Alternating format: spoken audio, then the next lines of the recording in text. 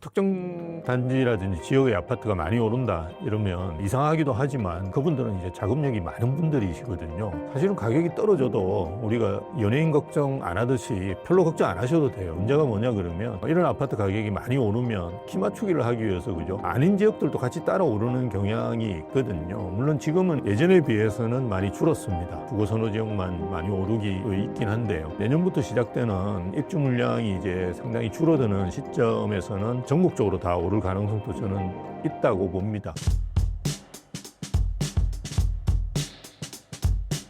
안녕하십니까. 새 정부가 출범해서 여러 가지로 혼란스럽기도 하시고 기대도 차 있는 것 같습니다. 기대나 희망 쪽으로 우리나라 가는 방향으로 갔으면 좋지 않을까 그렇게 생각합니다. 뵙게 돼서 반갑습니다. 신사임당에서 여러분이 궁금증 같은 거를 좀 해소하고 그죠? 지금 새 정부가 출범했으니까 부동산 시장에 대해서 굉장히 궁금해 하실 거예요. 그래서 세미나를 마련했습니다. 그래서 저하고 우리 세금 쪽에 이제 김준석 교수님이라고 아주 많이 활동하시는 분이신데요. 두 사람이 이제 강의를 합니다. 그래서 저는 이제 새 정부 부동산 정책이라든지 투자하실 때 어떻게 유의하셔야 되냐. 그리고 새 정부가 바뀌었을 때 가장 궁금해 하시는 사항이 세금이거든요. 그래서 보유세라든지 이런 게 어느 정도 오를 건지, 그리고 거래세라고 보통 이야기하죠. 취득세, 양도세를 좀 피하기 위해서는 언제 어떻게 하시는 것이 좋은지, 이런 내용을 중심으로 해서 두 사람의 강사가 여러분을 찾아뵐 겁니다. 그래서 오시면 사전에 이제 상담 같은 것도 저희가 신청하신 분들은 받아서 현장에서 이제 저희가 그런 답변들도 해드릴 예정이니까요. 오셔서 같이 한번 고민해 보시면 좋지 않을까 싶습니다. 최근 서울 일부 지역의 집값 상승세가 심상치 않다고 하는데 어느 정도로 확산되고 있나요? 지금은 일부 지역에서 이제 좀 퍼져나가는 양상이라고 보시면 되는데요. 지역별로 좀 나눠서 설명드리면 이제 강남 3구라든지 영산구 이미 이제 투기관리지구라든지 조정대상지역으로 지정되어 있는 곳입니다. 심지어 이제 토지거래 허가제한까지 지정되어 있는 데인데요. 여기는 이제 매물이 네이버를 보시면 올라가 있긴 한데요.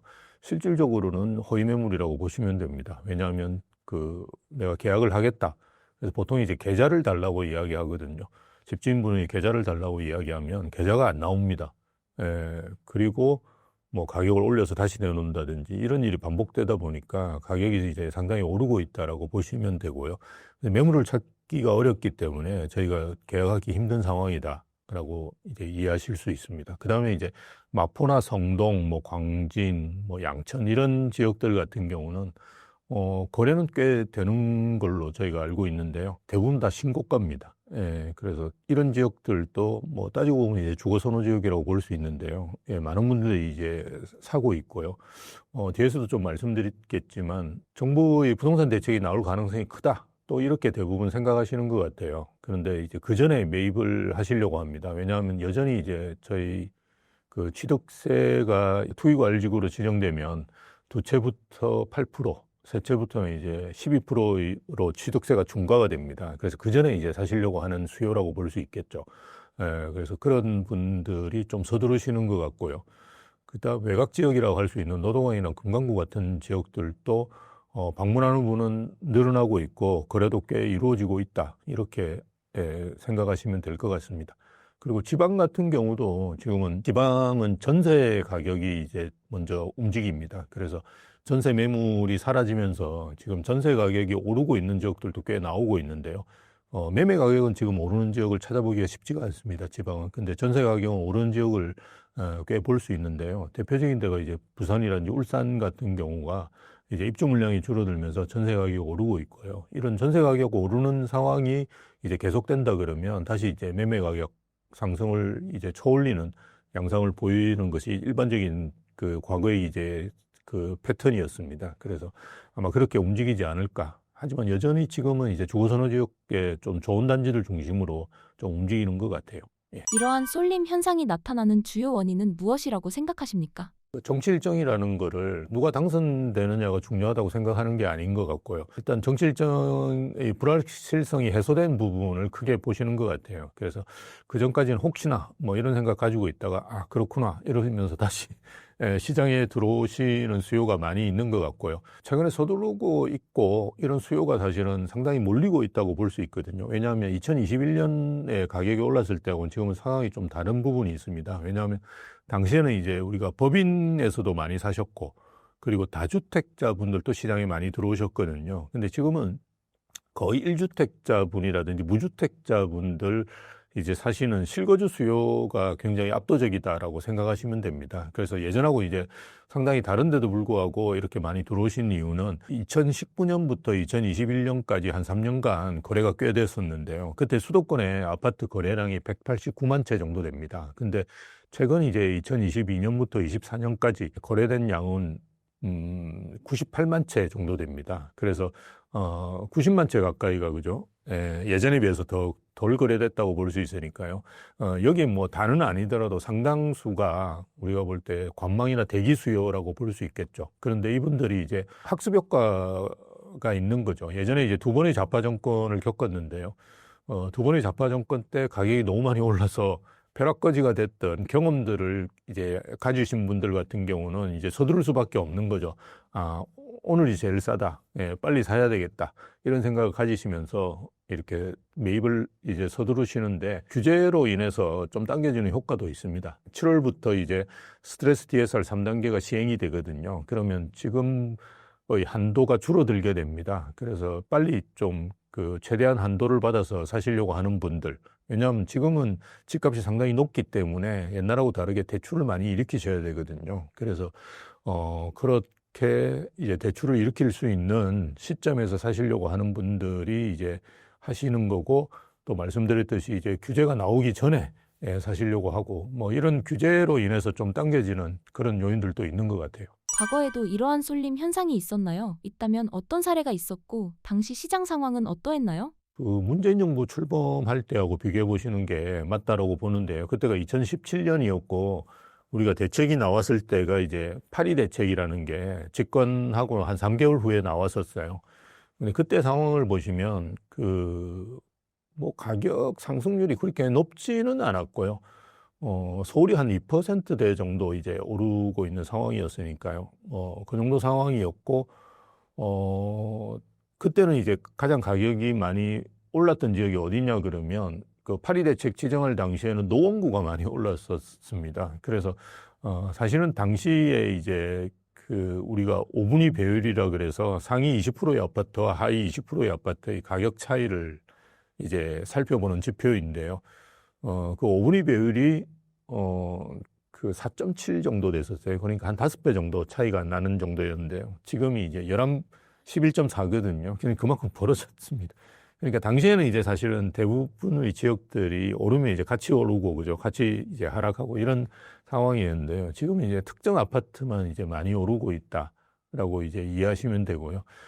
그 이유는 아마 소득이 많이 늘어났는데 소득 늘어나는 층이 이게 아무래도 그 상위 계층이 소득이 많이 늘어나면서 사실은 이렇게 자산 시장이 재편되고 있는 것이 아닌가 그렇게 이제 이해하실 수 있는 부분이 있고요. 또 하나는 이제 규제죠. 그래서 문재인 정부 때 계속 이제 양도세 중과라고 하는 제도를 계속 써왔고 윤석열 정부 이제 3년 동안 그걸 이제 배제를 해놨지 양도세 중과는 그대로 있는 상황이거든요. 그리고 민주당 정부가 내년 5월까지 이제 양도세 중과가 적용이 되는데요. 이걸 뭐 계속 이제 양도세 중과 배제가 내년 5월까지 적용이 되는데 그걸 그대로 두지는 않을 거다. 양도세 중과로 다시 넘어갈 거다. 그럼 이제 뭐 예전에 이제 문재인 정부 때로 다시 돌아간다고 볼 수 있죠.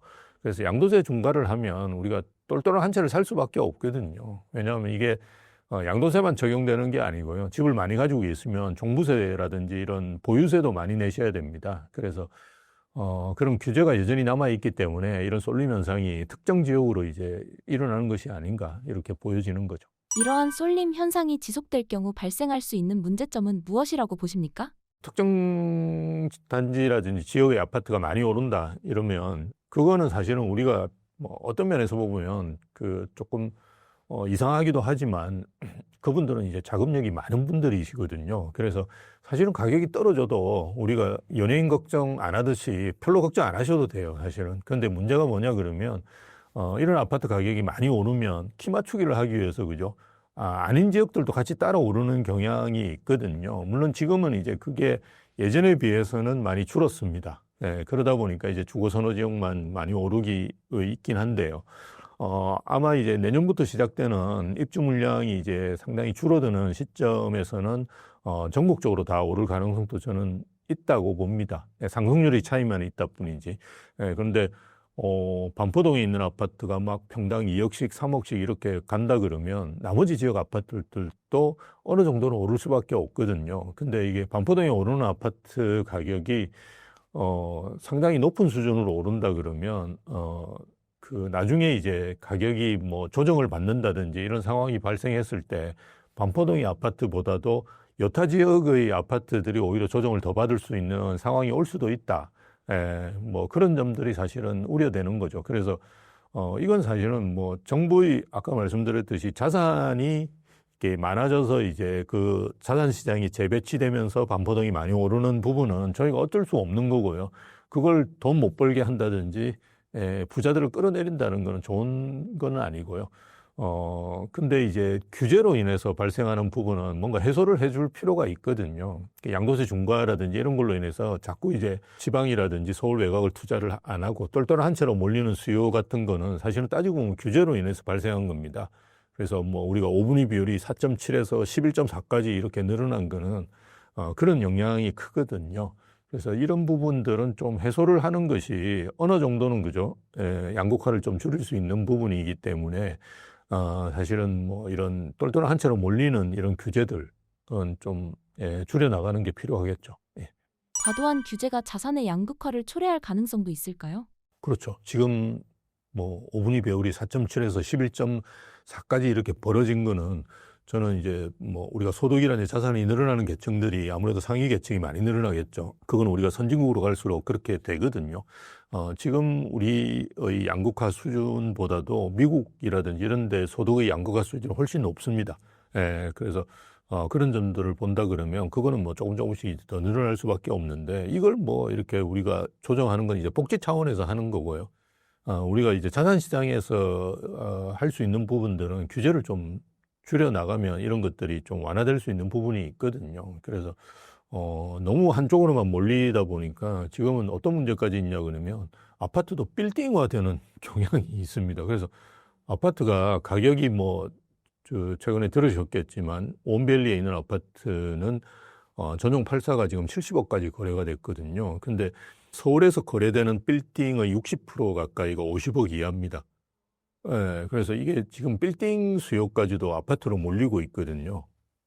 잘 아셔야 될 게 뭐냐 그러면 우리가 자산이 뭐 200억, 300억씩 있는 분들 같은 경우는 뭐 부동산 투자를 할 수밖에 없는 거죠. 왜냐하면 금융자산으로 다 그걸 묶어두기에는 우리가 자산이 많은 분들은 이렇게 포트폴리오를 구성을 하거든요. 금융자산 얼마, 뭐 요즘 코인도 하시고 금도 사놓고 그죠. 외화도 뭐 달러 같은 것도 사놓으시고 이렇게 포트폴리오를 하는데 그 200억, 300억을 다 금융자산으로 할 수는 없습니다. 어느 정도는 이제 부동산 자산으로 하는데요. 우리나라 분들이 아무래도 부동산 자산 비중이 높습니다. 근데 이제 자산가들은 아무래도 좀 떨어집니다. 금융자산이 좀 더 많아지다 보니까 그래서 한 50%를 이제 배분을 하면 100억, 200억씩 배분을 해야 되는데 옛날 같으면 아파트가 뭐 비싸도 2, 30억 정도밖에 안 하지 않습니까? 그러니까 빌딩을 살 수밖에 없는 상황이거든요. 근데 아파트가 지금은 70억, 100억씩 하면 사실은 아파트 하나만 사도 되는 거거든요. 그래서 모든 자산 시장에서 아파트만 보이는 거죠. 그래서 부동산이 뭐 부동산 같은 경우도 빌딩도 괜찮아지고 그죠. 아파트도 좀 적절히 오르고 이렇게 분산되는 수요가 분산돼야 되는데 지금은 이제 너무 아파트로만 수요가 집중된다는 것도 사실은 문제입니다. 그래서 이걸 좀 해소하려면 그 규제가 지금 우리가 상업용 빌딩을 사는 데는 규제가 거의 없거든요. 그냥 사서 본인이 잘 관리를 하면 됩니다. 그 상업용 빌딩 시장이라는 것이 주요 변수라는 게 따지고 보면 금리가 어느 정도 그죠? 오르느냐 내리느냐가 굉장히 큰 변수고요. 그다음 공실, 임차인을 어떻게 모집하느냐, 뭐 경기 상황에 연관이 되겠죠. 그 두 가지 변수지. 정부가 갑자기 빌딩 두 채 사는 사람한테는 중과를 한다든지 이런 걸 하지는 않거든요. 그런데 아파트만 유독 이제 규제를 많이 하다 보니까 자꾸 이제 아파트가 특정 이제 그런 상품에 쏠리게 되는 거죠. 그래서 이걸 좀 분산시킬 필요가 저는 있다고 봅니다. 예. 현재 시장 상황을 보면서 투자자들이나 실수요자들이 어떤 심리 상태를 가지고 있다고 판단하십니까? 말씀드렸듯이 두 번의 좌파 정부를 겪으면서 벼락거지가 된다, 잘못하면. 네, 빨리 사야 되겠다라고 서두르는 요인이, 저희 이렇게 상담을 해보면 그런 식으로 이야기 많이 합니다. 지금 뭐 스트레스 DSR도 있고, 뭐 곧 대책도 나올 것 같고, 한 5년 동안 계속 오르지 않겠습니까? 이런 이야기들을 본인들이 하세요. 네, 그러니까 지금이 가장 싸다. 그래서 지금 무조건 사셔야 된다. 뭐 이런 이야기를 본인이 오셔가지고 상담자가 하시거든요. 그래서 지금 굉장히 서두르는 것 같다. 제가 보니까. 예, 그래서 심리적으로 이미 두 번의 이제 좌파 정부를 겪다 보니까, 뭐 어떻게 진행될지 이런 것이 거의 명확하다.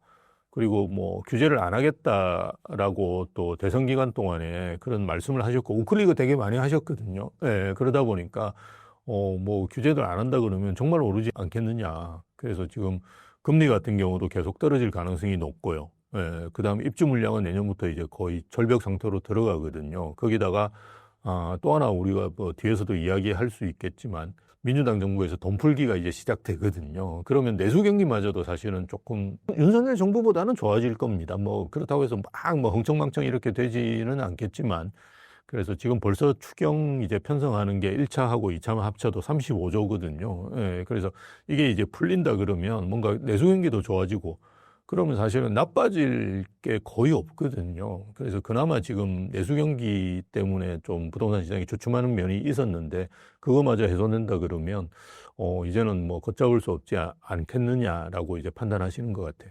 저는 조심스럽지만 진짜 길게 가면 한 10년 정도 오르지 않을까라고 보는데요. 왜 그러냐 그러면 가장 핵심 요인은 우리가 금리라든지 여러 가지 변수들도 있는데요. 가장 큰 변수는 우리가 입주 물량이라고 보시는 게 맞아요.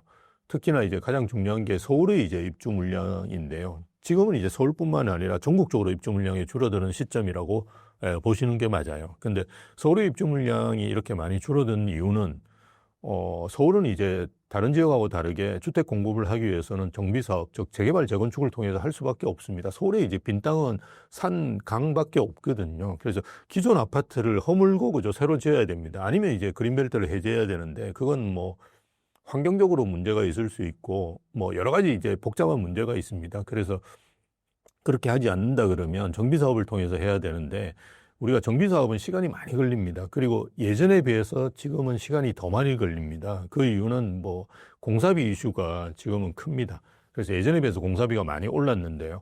예전에 우리가 아주 좋게 짓는 것도 한 4,500 정도, 평당 4,500 정도만 원만 해도 좋게 짓는데요. 지금은 1,000만 원 정도 해야지 좋게 짓습니다. 그러니까 이게 예전하고 완전히 상황이 달라져 있다고 보시면 됩니다. 그로 인해서 뭐 언론에서 많이 보셨겠지만 조합과 시공사 간의 갈등이 많고 그저 진행이 안 되고 이런 상황들이 계속 있거든요. 그래서 예전에는 제가 처음에 이제 건설산업연구원이라는 데 들어갔을 때만 하더라도 아파트를 짓는데 한 2년이면 됐습니다. 전세대 아파트. 지금은 4년도 사실은 부족하다라고 시공하시는 분들 이야기를 많이 해요. 그러니까 더 길어지죠.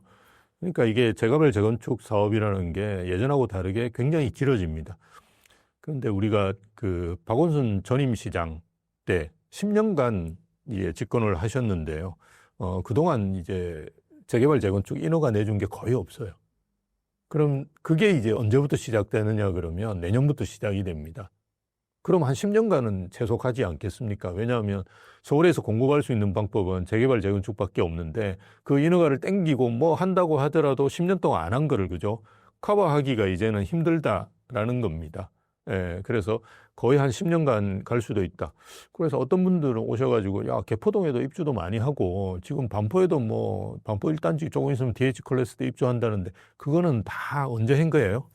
예, 오세훈 시장 때 한 거예요. 인허가를 다 해서, 지금 해서 개포동은 이제 입주를 한 겁니다. 인허가라는 이 계획을 세우고, 그냥 일반 아파트를 분양하는데도 사실은 시간이 되게 많이 걸리는데요. 뭐, 여러분 상기 신도시 생각해 보시면 정확하게 아실 겁니다. 문재인 정부 때 상기 신도시를 했는데 입주가 가장 빠른 게 2028년도에 입주합니다. 본청약을 해야 되는데 본청약이 지금 뭐 한 10,000세대 정도 올해까지 될 거예요. 작년부터 이제 본청약을 하고 있거든요. 인천 계양부터. 그렇지만 입주하는 건 언제입니까? 2028년. 거의 한 10년 걸렸어요. 근데 그것도 뭡니까? 신축이에요, 신축.